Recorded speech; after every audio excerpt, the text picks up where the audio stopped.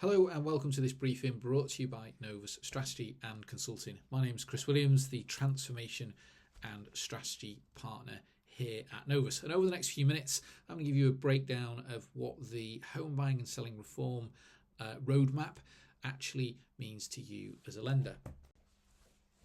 Now, on June the 19th, the government published its roadmap to reform how homes are bought and sold here in England and Wales. Now, most of that coverage focused on estate agents and conveyancers. Indeed, most of the press that covered this focused in those areas. But lenders should pay actually close attention to it as well, because beneath the headlines, this roadmap has implications for completion rates, capital efficiency, remortgaging, and the way that property data is shared across the market. And over the next few minutes, I'm going to explain what was actually announced and why this reform programme looks different from previous attempts, and what it could mean commercially for you as a lender, and where I believe the biggest opportunities actually sit.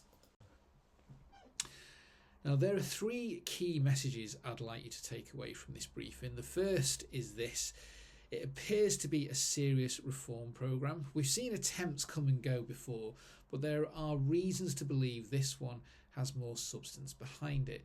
Second is the opportunity that this is actually commercial, not just regulatory. If you view this purely through a compliance lens, you're probably going to miss the bigger prize here. The real value actually sits in completion rates, capital efficiency, and ultimately customer outcomes. The third is this: while data is a critical enabler, it isn't actually the answer on its own. The challenge the industry faces is not a lack of digital capability. It's how information moves between organisations and how effectively those organisations work together. That distinction becomes really important a bit later in this briefing. So what's actually changed? In simple terms, the government has accepted the case for reform and published a phased plan to deliver it over the course of this Parliament. Now, the roadmap covers the entire transaction journey. It includes an upfront sales pack before a property is listed, proposals for binding contracts, minimum standards for estate agents, and a significant focus on trusted digital data sharing. Now, for lenders, two areas really do stand out, and the first is the Data Use and Access Act, which gives government an ongoing mechanism to introduce smart data schemes. The second is a specific commitment for HM Land Registry to explore how machine-readable property data can be reused with lenders to simplify remortgaging.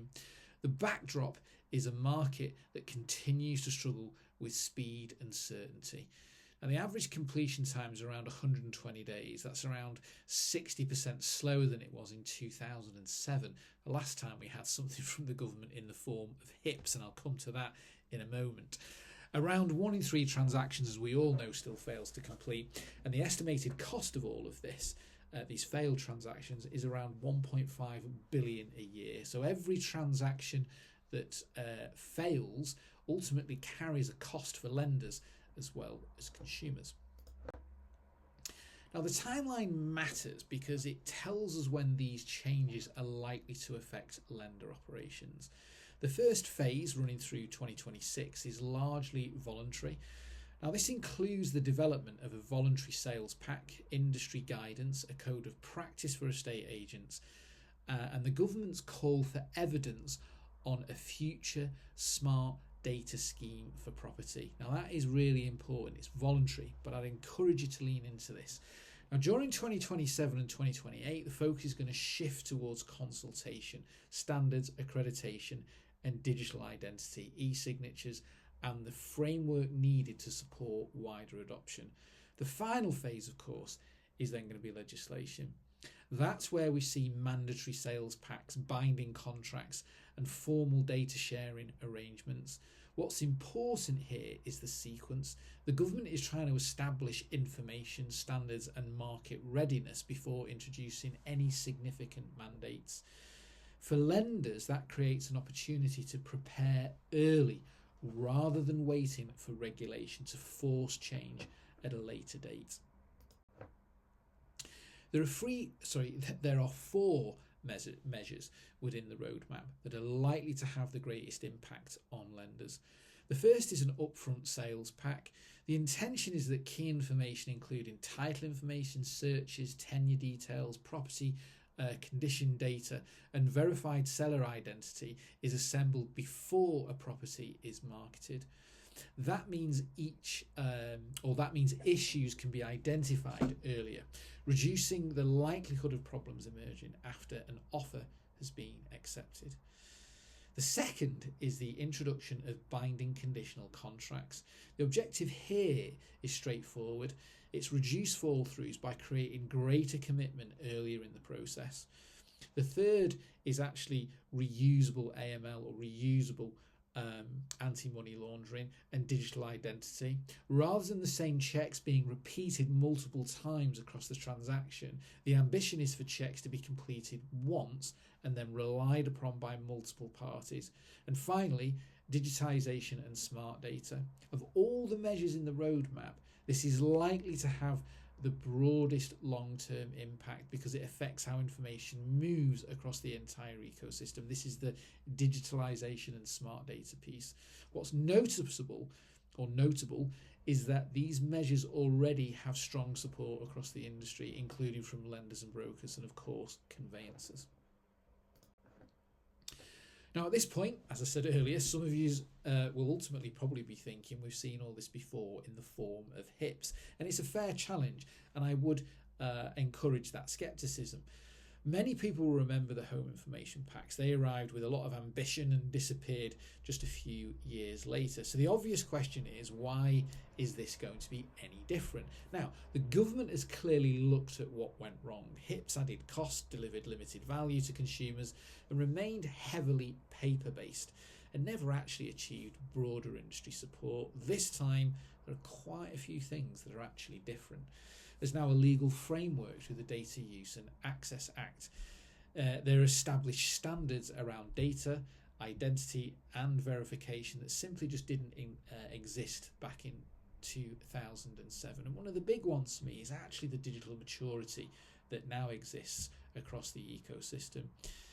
There is a coordination or a coordinated delivery program that's ultimately sort of sitting behind this roadmap. And importantly, many of the concepts being discussed aren't actually theoretical. Variations already exist in other markets, whether that's binding commitments in the likes of Scotland or digital settlements models that we've seen overseas. Now, none of that ultimately guarantees success. The biggest risk remains legislative time and political focus, but compared with previous attempts, there are far more of the building blocks that are now in place, and they're not just building blocks. We've obviously seen industry pilots come into the fore demonstrating how this could be used. What we're now moving into is how does this scale. Now let's move away from policy for a moment and look at the commercial reality. Ultimately, this comes down to two things lenders will probably ultimately care about: how many transactions complete and how long those transactions take. Both have a direct impact on performance. Every failed transaction obviously carries a cost: valuation costs, underwriting, process costs, acquisition cost, etc., etc. Once a case falls away, that investment has obviously gone. And then there's the impact, of course, of time. When transactions take around 120 days, as they do today, to complete, capital is tied up for longer and the operational cost continues to accumulate. Now, there's still a huge amount of duplication that obviously exists across the process. The same customer is often providing the same information multiple times across parties and across the journey. The same checks are repeated, the same data is requested again and again. That friction creates cost for everyone involved. The roadmap is really trying to tackle those underlying inefficiencies. That's what it's trying to tackle, and it's a cost that you're already paying for. Now, one of the most interesting parts of this roadmap isn't actually in the roadmap itself. It's the government's wider view of smart data. When the Department for Business and Trade, DBT, looked at where smart data could create the greatest economic value, property came out on top. It's higher than energy, it's higher than retail, and it's higher than trade finance. The estimated value was over £14 billion. Now, whether the final number is exactly right isn't really the point. What's important is why property scored so highly. The value comes from reducing failed transactions, improving certainty, and helping transactions move more efficiently and effectively through the system. Those are exactly the outcomes this roadmap is trying to improve, and lenders sit at the centre of that value equation because lenders provide much of the capital that keeps the market moving. So the message here is that home buying is the UK's single biggest smart data prize, and the prize for lenders, given the fact that you have the most profit to gain from this, is that the value for you is big and the prize is equally bigger. One way to simplify all of this is to focus on three outcomes: speed to offer, speed to completion, and fall through reduction. Almost every measure in the roadmap contributes to one or more of those outcomes. Earlier information helps improve confidence and reduce delays. Data sharing helps remove the friction from the process, and greater commitment earlier in the journey, ultimately, of course, should reduce fall throughs. So rather than getting lost in individual initiatives or standards or consultations, I would really encourage you to view the roadmap through those three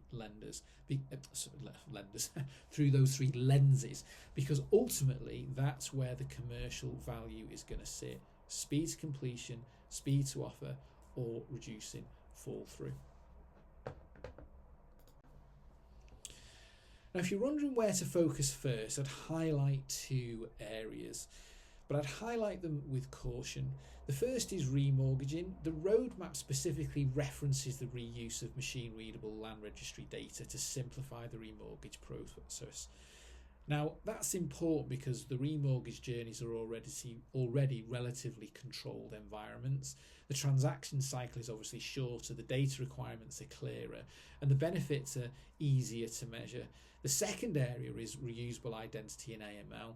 The direction of travel, though, is ultimately been put forward and is quite clear. The industry wants to move away from repeating the same checks multiple times across the transaction journey, and that ultimately creates a better customer experience and lowers operational cost. Now, the caution I would levy here is that whilst the roadmap that the government has produced points to remortgages and calls out the HM Land Registry to explore reusing machine-readable data, I would actually encourage you to look more holistically across the home buying and selling ecosystem, not just at remortgages. And the reason for that is that this is moving so quickly and the industry is moving so quickly that just focusing narrowly on remo could be a bit of a restriction for you, and you might miss what's happening more broadly in sales and purchase. I'm going to touch on this a little bit more in a bit more detail shortly, but there is no one-size-fits-all blueprint for this. So there are two near-term hooks aimed straight at lenders. This is what's in the roadmap, but I would proceed with caution there. I'd look more holistically, not just at remortgage, and I'll touch on that in a little bit more detail where sequencing comes in a few moments. The next point is one most people are probably likely going to miss. And it decides whether your investment actually probably pays off. Your market is already digital, identity, decision evaluation, all of it digital by default ultimately now, and yet the journey itself is still slow and it still fails a third of the time, as we already know. The question that people obviously ask is why? And the answer to that is it's because all of the transformation has happened inside each separate business. So if you think about the home buying and selling journey as an event-driven it's an event-driven activity, a series of events that needs to be coordinated in order for a transaction to take place. There are a set of actors that facilitate that. There is a estate agent, a broker, a lender, a law firm, and HMLR at a high level. You all leverage vendors, but essentially it's an event-driven transaction. Now, each of those actors that supports that process has digitally and vertically digitized your own world, and that's happened independently of what happens left or right. In some instances, there's some integration, but the vast majority of cases, it's actually been a vertical transformation. But a property transaction, of course, runs across many businesses. And when you bolt those systems together, you, of course, get friction at every handover, which is at the heart of the challenges that we face today. So data on its own is not going to fix this. Vertical data only helps you if you can receive it, trust it, and act on it without checking it all over again. And that's really where we need to look at the operating model. So what we don't need is just more data. The line to hold here is up on the screen. Smart data is the raw material. The operating model is what turns it into outcomes. And the industry calls this horizontal digital integration, or HDI for short. Now you'll hear a great deal about standards. So let me draw an important distinction. The market has built some good standards, and you can see some of them here on screen. Together, they're a shared language for trusted data, but a shared language is not the same as a conversation. A standard tells you what good data looks like. It does not make two separate organisations actually work together in real time. Standards create the conditions for coordination. They're not the condition or the coordination itself. And that's why you can have mature firms all speaking the same language and still end up with the same broken journey. Which brings us to the single most important decision of all. The roadmap leaves this to the market to make. Will the industry connect through open standards that anyone can plug into, or through a closed platform that everyone has to join? You can see the two options side by side. Open keeps competition alive and it keeps you in control. Closed concentrates the market around one operator, and the lock-in can ultimately get expensive once it's in. The simplest way to understand this is probably email. You and I can completely operate on different email providers and still message each other instantly because email is open. You want the property market to work like that. And to be clear, we're not here, or Novus isn't here selling you a platform. We're technology agnostic in all of this. Our advice, though, is simple. Connect to a shared open rail and then compete hard on everything that sits on top of that rail. Now let's pull this back for a moment, because it would be a mistake to read this property roadmap on its own. It's really one front in a much bigger government push to build what they call a smart data economy. The pieces are on the screen. There's a law that makes it possible. There's the economic prize. There's the industry coalition delivering it. And there's open finance running on the very same rails. And the last piece is the strategic one. The institutions already navigating open banking and open finance are the exact same ones that will send and receive property data, and that's you, the lenders. So if you've built for one, you've probably already built much of the other. So to treat them as two separate programs, you'd probably be simply wasting a lot of that overlap. So practically, what should you do? Now, here are 5 moves. And the real beauty of these is that the payoff, whatever the final law turns out to be, is ultimately there. They all pay off. First, own it at the top, not in compliance or in a compliance in tray, because this touches your economics and your operating model especially. Second is to get clear and an honest baseline of your own journey, so you know exactly where the money is leaking. This is about mapping the friction that currently exists for you today. Yes, there'll be industry averages, as you've seen, that everybody will sort of understand, but where does the friction actually exist on the journey for you inside your 4 walls, and then at the handoff points? The third is to make no regret moves, the reusable checks, the data exchange, and the open approach that keeps you out of lock-in. Now, fourth, get involved where the rules or whilst the rules are still being written, because the lenders in the room help set them.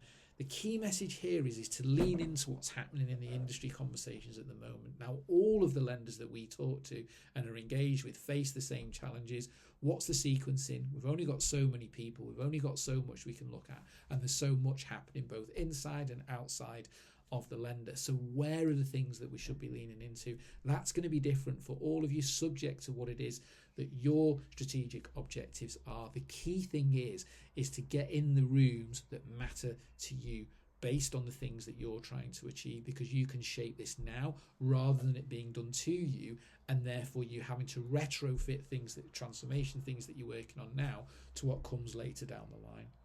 And the fifth is to start building the muscle to coordinate across boundaries now while the stakes are still low. Notice that not one of these asks you to wait. It's all about taking action now, which I know is going to lead to the question of in what sequence, and I'll come to that in a moment. Now, keep yourselves honest, make this measurable. On the left of the screen, there are 5 numbers that you can start tracking today: speed to offer, speed to completion and fall through, capital velocity, and the cost of every completed case. And on the right, 5 questions worth taking into your next meeting. Do we actually know in numbers where our journey is failing? Who owns this? What's the strategy? Or, is it strategy or is it compliance? And what is our strategy around this? Are our investments open, or are they walking us into lock-in? What's our remortgage play? And then, of course, what are we shaping the standards? And are we shaping these standards, or are we just going to be wait to be told? Now, the good news is you don't need a single new law to start answering any of this. You can begin to work on these things now.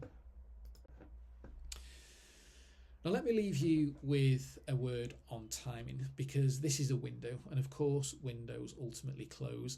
For a while the market will run at 2 speeds. Some lenders will use this quiet voluntary period to get ready, and they'll arrive on day 1 prepared. Others, however, will probably wait for the law and then spend a year building what they could have built in advance, while their pipelines keep paying the price ultimately.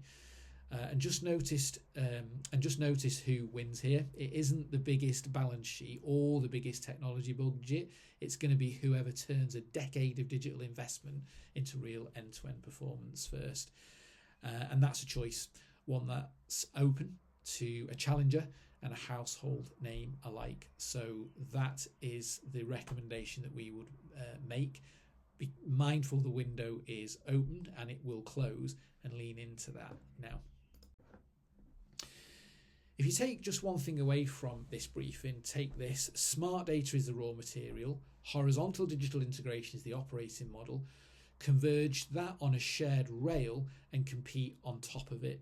2 layers then, not one, and the choice that matters most is open or closed, because that's what decides who ends up locked in. One connection, not one owner. So, where do you actually start? We've said it pays to sequence this carefully inside, ultimately. Now, inside the bank and across the wider ecosystem. But the honest difficulty is knowing where to begin, because no one can fix everything at once. And the wrong first move spends budget without moving the needle. And that's the problem we built Pathfinder to solve. So Pathfinder is a proprietary set of tooling from Novus Strategy. And we've built this specifically for mortgage lenders. It's our mortgage journey intelligence platform. It shows you where the friction sits today and what impact it's actually costing you. It then lets you simulate the impact of reconfiguring the customer journey, or the changes that you make before you actually spend a penny on it. And it then ranks the moves so that you can see what to do first and in what order to do it. What you can see on the screen is an illustrative view of exactly that. Now, the fastest way to see it on your own journey is to have a short working session with us. We bring the platform and the benchmarks. You can bring the people who own the journey from your side. And what you actually will walk away with is a first evidence-based view of ultimately where to start, and something that you can put straight into your own business case. Now, if that sounds useful, then do get in touch. But ultimately, when we've talked about sequencing and how to do it, that's what Pathfinder has been built for, is to help you sequence exactly how to take this briefing, but other things that are happening in the industry, and apply it to your organisation. See what the impact is going to be before actually spending £1 of investment, so that you can see the outcome. Now, that's everything from me. I hope that's been useful and insightful. If you'd like any more information or got any questions, please don't hesitate to get in touch. And if you would like that demo of Pathfinder, or for us to work to put in place one of those free workshops that you can see it in use with your own data and help you build those business cases and understand where the friction is on your journey, then don't hesitate to get in touch. For now, thanks for watching. I'll see you again soon.